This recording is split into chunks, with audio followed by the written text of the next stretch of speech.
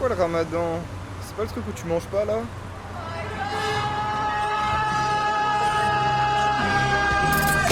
T'es juif? T'es chrétien? Athée? Musulman? Bouddhiste? T'as plusieurs dieux? Un seul ou t'en as pas? Oh mon Dieu. C'est pas grave. Ici, on pratique le dialogue et on est fidèle à l'écoute. Oh my God, c'est le podcast qui fait parler des religions. Qu'on y croit ou pas. Un podcast du magazine Phosphore en partenariat avec l'association Coexister.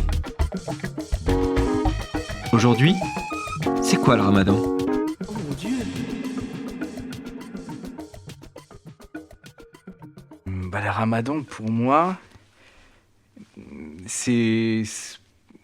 moi, quand je pense à la religion musulmane, je pense que c'est la première fête qui me vient en tête. David C'est quand même... est de confession juive. Enfin, C'est pas vraiment une fête.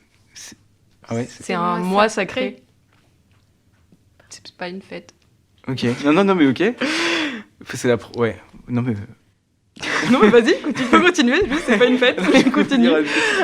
Ouais, je le vois Voilà. je le vois comme une fête, ouais. Enfin, je sais pas comme... Ça oui. peut être vu comme un mois de fête, mais c'est pas vraiment. Ouais, à la d'accord. fin, la fête de l'Aïd, c'est une fête, mais le mois du Ramadan, c'est pas vraiment une fête à proprement parler. Ok.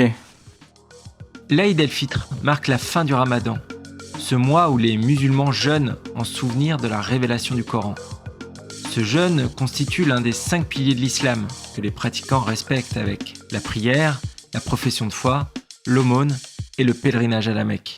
Moi, le mois de Ramadan, de ce que je sais, et Mélanie dire comment est catholique. je vois. Pour les musulmans et pour les musulmanes, ça c'est mon avis, c'est comment je le ressens à travers ceux qui le font.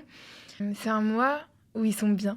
Où ils sont bien, où... D'habitude, ils sont pas bien. Non, c'est pas ce que je veux dire. Non, j'ai pas dit ça. Où ils sont bien spirituellement, je vais dire. Mais ça veut pas dire que dans les autres... Bon, vous m'avez compris. Où peut-être en paix. C'est un mois où ils sont en paix. Ou peut-être un mois de ressourcement. Je sais pas comment expliquer. Si vous voyez ce que j'essaye de dire. Ouais. Un mois ressourçant. Parce que moi, je fais le carême aussi. Et un mois où on est bien, où on fait attention à pas se centrer sur les tracas du quotidien qui sont anodins, on va dire, pour nous. Ouais. Et... Moi, c'est marrant. Enfin, je suis d'accord sur l'aspect festif et bien-être. Enfin, bien, mais moi, je pense que la première chose qui me vient à l'esprit, c'est quand même un effort. Margot est de confession catholique. Enfin, je le vois vraiment comme un mois qui demande un effort que, bien sûr, les musulmans et musulmanes sont prêts à faire parce qu'il y a des fruits certainement super beaux, mais quand on le voit comme ça de l'extérieur, ça a l'air fat. Enfin, on se dit waouh, c'est sacrément exigeant comme moi. Après, j'imagine que ça permet un retour vraiment à l'essentiel, vraiment important. Il y a de se recentrer vraiment sur l'important. Et de ce que j'ai compris aussi, il y a la dimension du coup. Dans l'idéal, le ramadan, ça se vit pas seul. Il y a la dimension, peut-être que je me trompe, mais de partage. De dire, en fait, la rupture, l'iftar, la rupture du ramadan, elle se fait... Souvent, c'est essayé, et c'est dans ces moments-là que, des fois, avec Coexister, on fait des actions, ou tout ça. Enfin, il y a vraiment cette dimension solidarité, en plus de l'effort, quoi. L'iftar, c'est le repas qui coupe le jeûne chaque soir, au coucher du soleil. Ce mois-là, on m'a souvent, depuis que je suis à Coexister, on m'a souvent invitée à des ruptures du jeûne. Il faut s'arrêter sur les dates. À la mosquée. À la mosquée d'Argenteuil et autres. Très souvent avec des événements de Coexister. Et je compare pas, mais... Bon, même si le carême, c'est pas la même chose, mais on n'invite personne à rompre quoi que ce soit. Donc, ce que je veux dire, c'est que quand tu disais qu'ils faisaient des efforts, je suis d'accord, mais en fait, c'est un mois, ils vont complètement changer leurs habitudes, où ton corps, il va prendre d'autres habitudes. Bon, après, c'est pas que le corps, c'est aussi spirituellement, mais où tu te concentres moins sur un truc et sur un autre truc. Et c'est ça que je voulais dire par rapport au bien-être, tu vois. Quand, par exemple, je vais parler de régime de bouffe, Yasmine, si tu veux en parler. Un régime, quand tu es habitué à quand ton corps, il se déshabitue de tous les aliments que tu mangeais avant et que tu lui donnes autre chose, et ben là, il change complètement. Et je sais pas si vous voyez ce que j'essaye de dire. Oui, c'est que le début, c'est difficile et après, ton corps, il prend le pli. Oui, tout à fait. Je parle même... Désolée, hein. Je parle même pas de difficulté. Je sais que c'est dur. Ah, un régime, c'est difficile. Hein. Non. Ah oui, pardon. Je parlais du ramadan. Je sais que c'est dur. Je vois Yasmine quand c'est dur. Quoi? Est-ce qu'il faut changer complètement? C'est ça la question que je me posais en t'écoutant. Est-ce que le but, c'est genre une rupture totale de...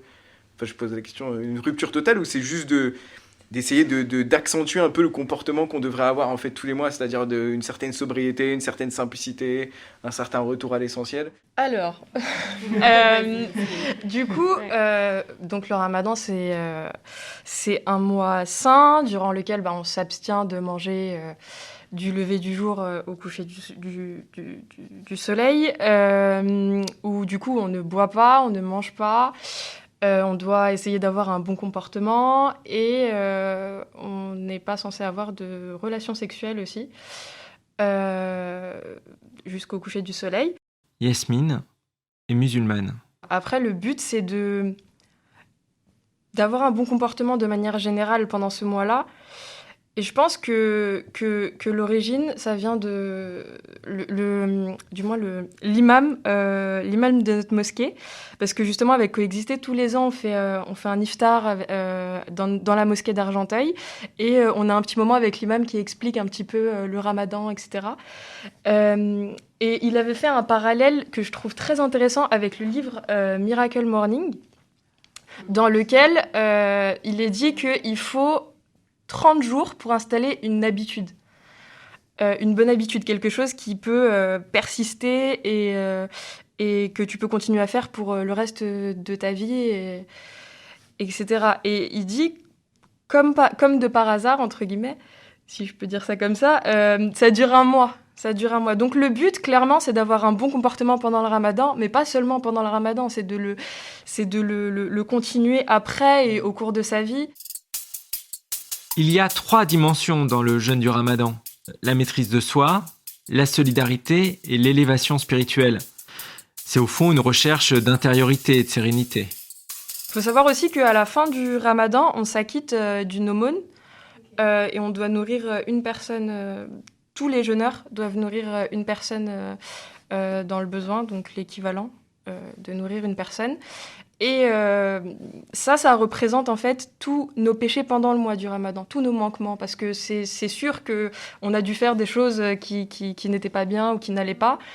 Et du coup, on se rattrape, entre guillemets, en nourrissant une personne qui a besoin d'être nourrie. Ça, je savais pas du tout. Moi non plus.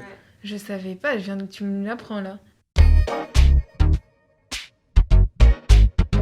Oh my God, le podcast qui fait parler des religions.